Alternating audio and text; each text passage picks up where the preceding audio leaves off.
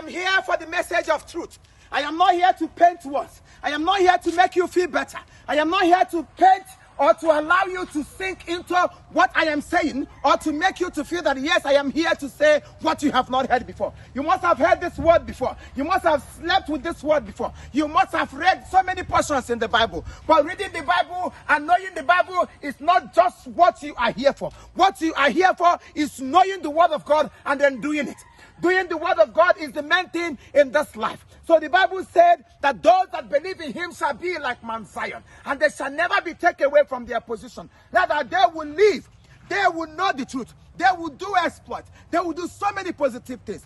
What are you waiting for? Have you given your life to Christ? Have you accepted him as your Lord and Savior? Are you still doubting? Are you still backbiting? Hey, are you still gossiping? Chifimo, Ogini, ina bamba. Hey! Do you know why I'm dressed like this? Why? Today, so many people don't want to hear the truth. So many people now can't believe in anything doctor can they hear the word of God? So many people now can't believe that the Dibia said, I will die. And they'll begin to be afraid. But the Bible said, if you sin, you will die. If you sin, you will perish.